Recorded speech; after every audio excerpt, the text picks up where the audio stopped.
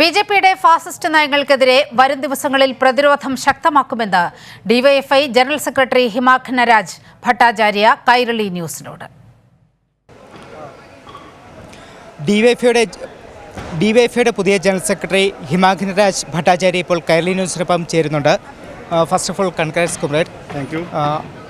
Now you are elected as General Secretary and it's a huge responsibility, and how you are looking forward to take DYFI?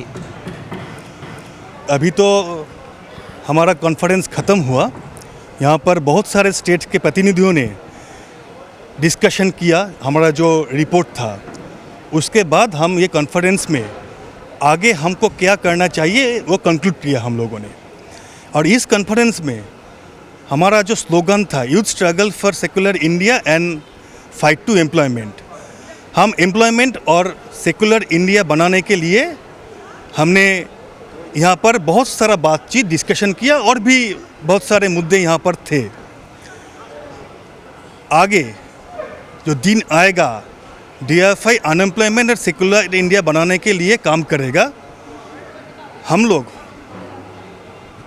DFI का ये movement को लेकर बहुत सारा planning करेंगे. हम जानते हैं कि हर दिन हमको नया नया सिचुएशन फेस करना पड़ रहा है, क्योंकि केंद्र में भाजपा सरकार है और ज़्यादातर स्टेट में भाजपा की सरकार है. केरला को छोड़कर सभी जगह, सभी स्टेट में जो सरकारें हैं वो उसका जो इकोनॉमी है वो बीजेपी से ज़्यादातर डिफरेंट नहीं है. इसलिए सारा देश में अनएम्प्लॉयमेंट का इशू जो है ये अभी भयानक स्तर पर पहुंच गया है. तो इसको लेकर हम लोग आगे काम करेंगे. As a general secretary of DYFI मेरा कुछ जिम्मेदारी है. हम सभी मिलकर ये जिम्मेदारी उठाएंगे, क्योंकि डीवाईएफआई में ऐसा नहीं है कि जनरल सेक्रेटरी और प्रेसिडेंट इन दोनों ही काम करता है. हमारा ये टीम वर्क है. पूरा डीवाईएफआई का जो सीईसी है ये इस मुद्दे को लेकर काम करेगा. Unemployment is the main issue for us now. और कॉमरेड, अभी इंडिया का एक पॉलिटिकल एटमॉस्फेयर है, वो तो बहुत ख़तरनाक है. और अभी आने वाले दिनों में अभी कुछ ओपोज किया तो उनको अटैक कर रहे हैं. तो अभी आने वाले दिनों में कैसा प्रोटेस्ट करेगा और कैसा कितना मुश्किल है आने वाले दिन? बहुत मुश्किल है, लेकिन DYFI has been fighting secularism imperialism since its birth. हम लोग लड़ रहे हैं. डीवाईएफआई का जन्म ही हुआ था इस लड़ाई को साथ. तो अभी जो माहौल पूरा इंडिया में है, ये भाजपा का जो सरकार है, सभी को पता है कि ये कम्युनल फोर्स है जो देश की संविधान को तोड़ना चाहते हैं. देश की जो धर्मनिरपेक्षता का जो स्ट्रक्चर है उसको तोड़ना चाहता है. तो इसके खिलाफ तो डीवाईएफआई आज नहीं, पहले से ही लड़ रहा है. इस लड़ाई को आगे और तेज करना पड़ेगा.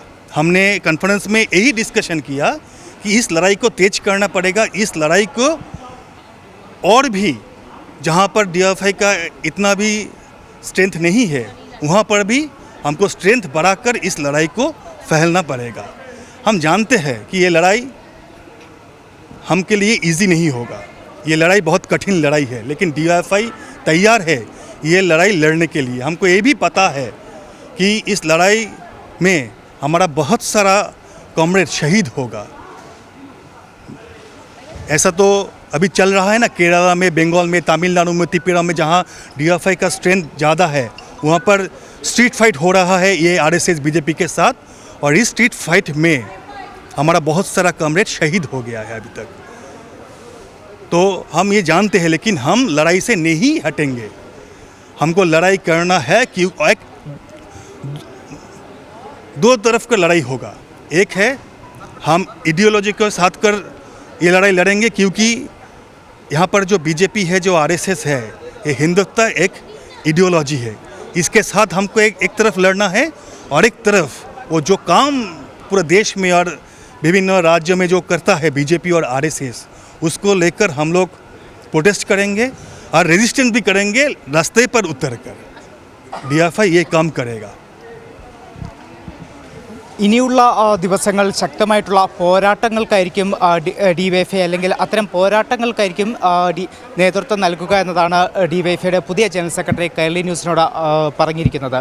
കൊൽക്കത്തയിൽ നിന്നും ക്യാമറാമാൻ ഗോപി കടവല്ലൂരിനൊപ്പം വിഷ്ണു തലവൂർ,